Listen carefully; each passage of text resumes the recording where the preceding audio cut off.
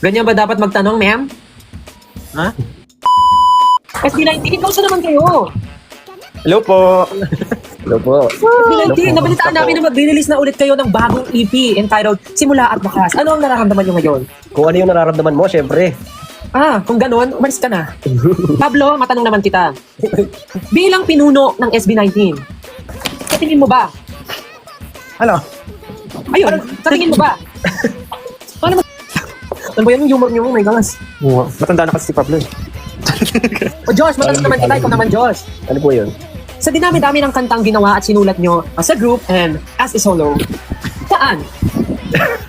Tim? Lagay ng ano sa tenga. Justin? Kamusta naman nalagay ng mga nakatira dyan malapit sa sunog? Yung ano? Justin? Yes. Kung samantalang nagkakagulo ang signal ni Justin, babalikan natin mamaya. Yes, tama ka dyan, Stel. Dito po ngayon sa sunog, malapit sa amin. Sobrang init daw. Natanong na namin ng isang residente dito. Nang dahilan daw ng sunog, sobrang hot ni Justin. Ken, kamusta Ken? Okay naman po. Okay, Ken, ito ang tanong ko sa'yo, Ken. Sorry. Lagi nakikita ng 18 ng inyong mga fans Gusto. ang...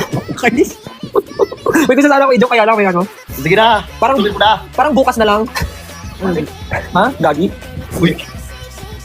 So kung sino sa inyo ang pinakamayaman, sino sa tingin nyo? Ikaw. I-try po natin i-search sa Google. Google. Pengi pera. Josh Callen, pahingi naman Josh Callen. Yan, Oh, Josh, pwede mo na palitan yung ano mo, yung tagline mo. Hi, I'm SB19's financial leader. Wala tayo lang ako. Nagtitipid. Tapos ang second at third nakalagay dito. Bahala. Extra pa talaga. Extra mo si Pablo. Wala. Ano ba wala? Oh, Ito si Pablo yung pinaka hindi kasi di siya nagbabayad ng wifi. Napuputulan siya ng wifi. Wala siya pambayad. Ikaw pa rin ang tunay kong papa. Asukal nga lang. Ano pa yung lumalabas sa ano, sa feed nito ni Pablo? Parang ang dami niyang alam, hindi alam na ano, na term.